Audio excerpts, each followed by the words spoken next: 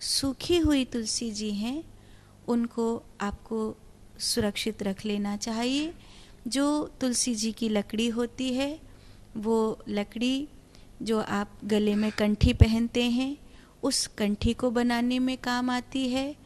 अगर कोई व्यक्ति संसार से चले जाते हैं तो उनकी चिता में समर्पित करने के लिए काम आती है।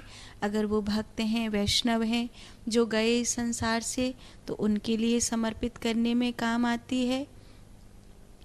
तुलसी जी की लकड़ी औषधीय रूप में भी बहुत काम आती है, इसीलिए आप उनको सुरक्षित रखिए।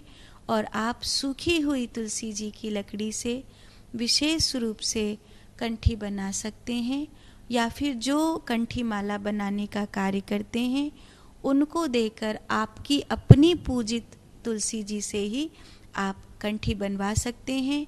आपके भी काम में आएगी और कई ऐसे हरि वैष्णव भक्त होंगे जो आपसे जुड़े हुए होंगे, उनको भी आप उपहार के रूप में दे सकते हैं।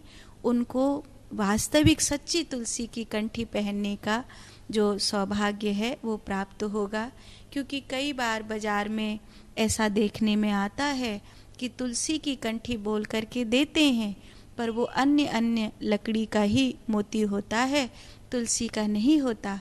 तो अगर आपके घर में सूखी हुई तुलसी जी की लकड़ी है और आप किन्हीं माला बनाने वाले किन्हीं कारीगरों से जो कंठी का काम करते हैं तो उनसे अगर बनवाएंगे तो वो आपको आपकी ही तुलसी जी की लकड़ी की मोती बना कर के दे देंगे। और अगर आप किसी हरि वैष्णव को, किसी भक्त को वो देंगे, किसी संत को, किसी प्रभु के प्यारे को देंगे, तो वो कितना खुश होगा कि दुनिया में उसे सबसे प्यारा उपहार मिला है कि उसे पूजित तुलसी जी की कंठी अपने गले में पहनने के लिए प्राप्त हुई है या नाम जप करने के लिए प्राप्त हुई है। हमें याद है एक बार हम एक गांव में कथा सुनाने गए तो वहाँ एक बूढ़े बाबा ने हमें 108 मनके की माला ला करके दी।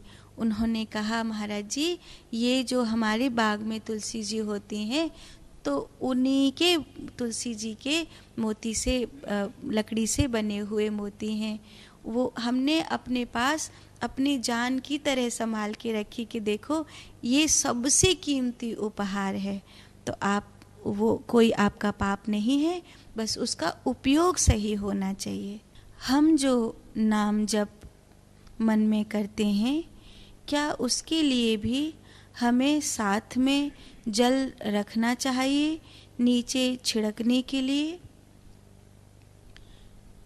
मानसिक नाम जप सब समय होता है, सब जगह होता है, लेकिन जो आसन पर बैठ कर के नाम जप किया जाता है वो अनुष्ठानिक नाम जप होता है। तो जब आप अनुष्ठानिक नाम जप कर रहे हैं तो उस अनुष्ठानिक जप को आप मानस में कर रहे हैं या उपांशु कर रहे हैं या अजपा कर रहे हैं, ये तो आपकी स्थिति के ऊपर है। जल छिड़कने का जो कार्य है वो जाप के बाद अपने आसन के छोर पर इसलिए किया जाता है, आसन के सन्मुख इसलिए किया जाता है ताकि धरती माता ने मुझे इस ध्यान में सहयोगी दिया, तो मैं धरती के देव इंद्र को प्रणाम करता हूँ। मैं उन 33 कोटि देवताओं का धन्यवाद करता हूँ। मैं उन पंच तत्वों का धन्यवाद करता हूँ जो मेरी साधना में मेरे लिए सहयोगी बन रहे हैं, मेरे लिए उपयोगी बन रहे हैं। तो ये धन्यवाद का भाव है।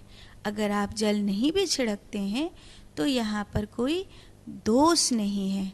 हाँ, विशेष अनुष्ठान करते हैं तो उस विशेष अनुष्ठान के फल, विशेष अनुष्ठान माने जिसमें आपने ये सुनिश्चित ही किया है कि इसके फलस्वरूप आपको ये फल मिलेगा ही मिलेगा, तो वहाँ पर आप इंद्र को विशेष रूप से इंद्राय नमः, शुक्राय नमः ऐसे बोलते हुए आसन पर जल छिड़कते हैं और फिर उसे पूज लेते हैं, ताकि वो आपको जो संसार में आपने फल मांगा है वो आपको दिया जाए, वो आपको प्रदान किया